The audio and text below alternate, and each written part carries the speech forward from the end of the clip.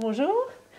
Je regarde un petit peu ce que vous faites là et je me demande un peu voilà, les matières que vous utilisez, les techniques. Qu'est-ce que vous êtes en train de faire en fait? Qu'est-ce que c'est que ça? Donc ce sera une sculpture au final. Là, j'ai commencé par tourner la base. Et puis après, j'ai travaillé avec des plaques. Donc des plaques de terre, c'est de la terre qu'on étale avec une machine comme là-bas. D'accord, oui.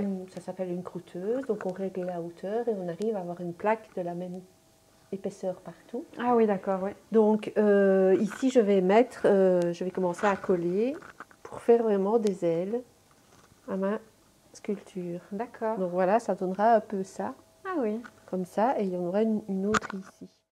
D'accord. Et alors j'utilise de la terre. Ici, c'est une terre qui est chamotée. Donc, vous voyez, il y a un grain ici, vous pouvez sentir, vous allez sentir vraiment. Ah oui, Et la chamotte, en fait, c'est de la terre qui a été cuite, qui a été pilée, réduite en grains, et qui est ajoutée à une base de terre lisse. Ça solidifie les pièces, c'est beaucoup plus solide, et c'est plus facile aussi quand on monte des pièces en hauteur comme ça.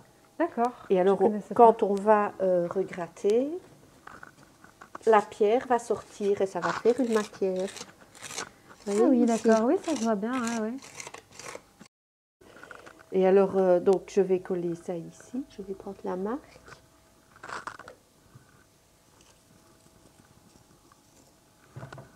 Donc, on est obligé chaque fois de bien gratter la terre qui va être en contact, un peu comme on fait avec de la colle en fait. Ouais. Mettre un mélange d'eau et de terre qui s'appelle de la barbotine, on vous donne les termes, pour coller les deux morceaux de terre ensemble. Oui, ça va favoriser l'adhérence entre les deux morceaux. Ouais, voilà, ici.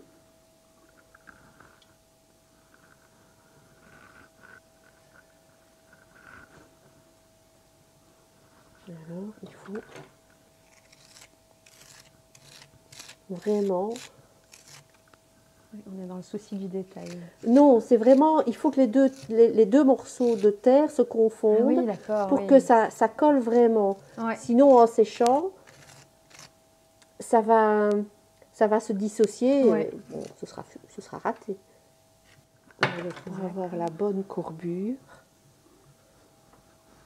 je vais utiliser un décapeur.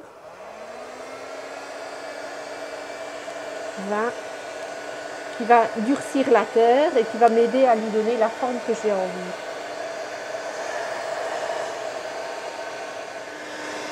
Et c'est passé au four après, quand même. Donc là, quand la pièce est finie, comme celle qui sèche un peu partout dans l'atelier, je compte à peu près 15 jours de séchage pour que l'eau s'évapore de la terre. Ouais.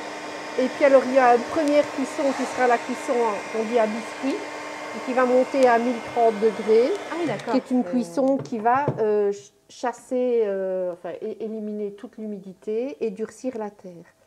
Et alors après, il y aura encore d'autres cuissons pour avoir vraiment les effets que moi je veux. D'accord, on me met la main à la pâte.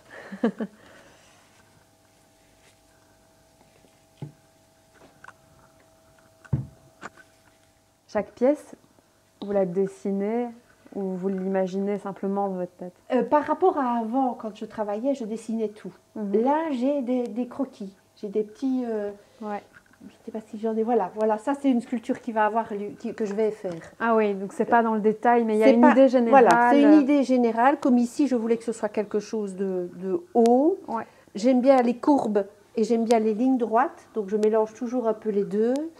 Et le contraste entre la terre qui est brute et chamotée et de la terre très très lisse que je vais lisser. Donc là, ça va être vraiment très très lisse. D'accord. C'est ça qui fait toute la différence.